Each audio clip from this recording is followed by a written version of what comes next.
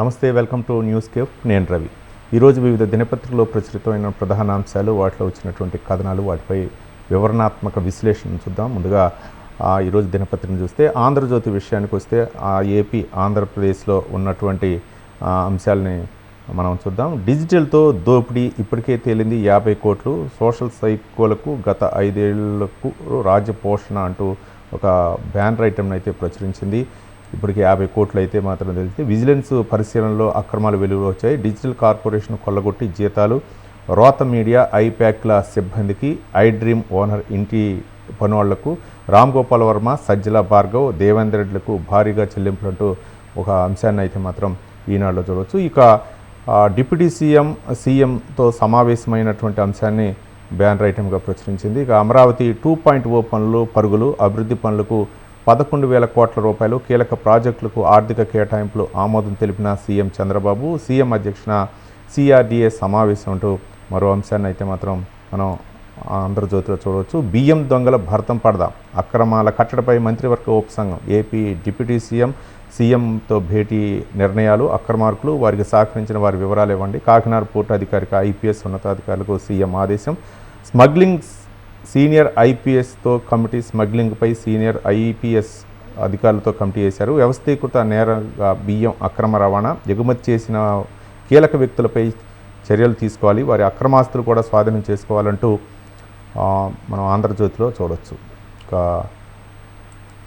ఇక మరో దినపత్రిక సాక్షి విషయానికి వస్తే SC STలకు షాక్, ఉచిత విద్యుత్ కట్, నెలకు 200 యూనిట్ల లోపు వాడినా బిల్లు కట్టాల్సిందే, పాత బకాయిల పేరుతో గుండెలు తిరిగేలా బిల్లులు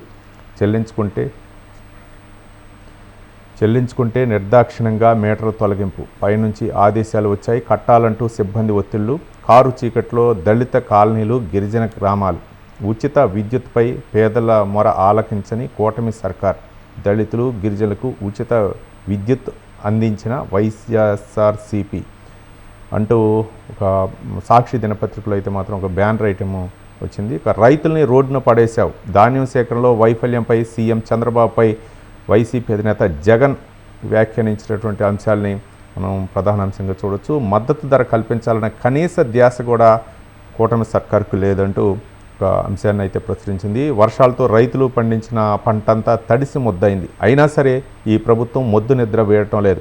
డెల్టాలో ఎటు చూసినా కిలోమీటర్ల మేర ధాన్యం రాసులు కనిపిస్తున్నాయి.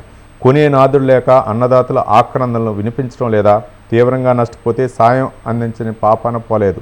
బస్తాకు 300 నుంచి 400 నష్టానికి రైతులు అమ్ముకోవాల్సిన దుస్థితి ఏర్పడింది.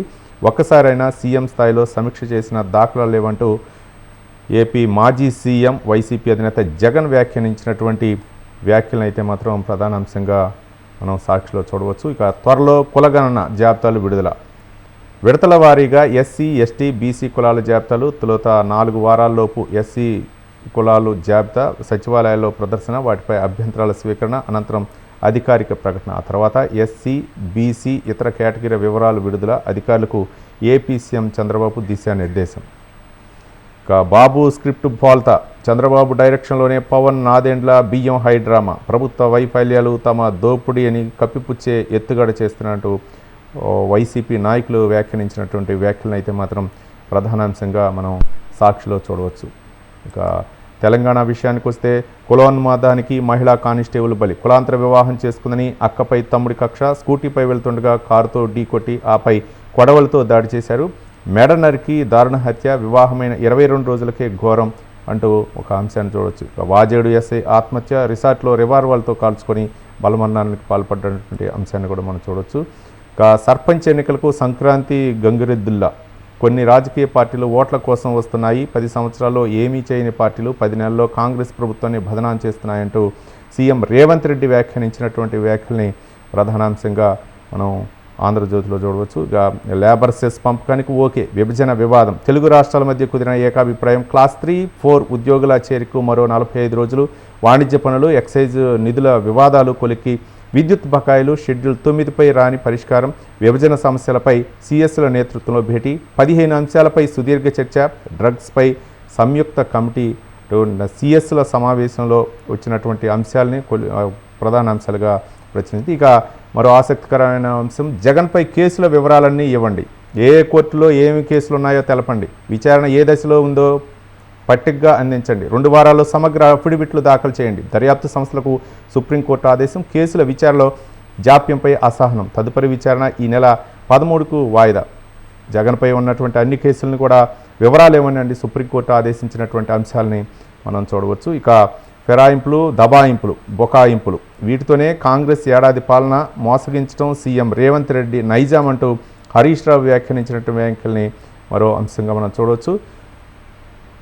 కార్యకర్తలపై అక్రమ కేసులు సహించం, చేనేతపై జీఎస్టీని రాష్ట్రం చెల్లించాలి అంటూ బీఆర్ఎస్ నేతలు వ్యాఖ్యానించినటువంటి వ్యాఖ్యల్ని మనం చూడవచ్చు. ఇక కెనడా వద్దంటుంది, తాత్కాలిక పర్మిట్లపై ఉన్న 50 లక్షల మంది భవిష్యత్తు ప్రశ్నార్థకంగా మారుతుంది.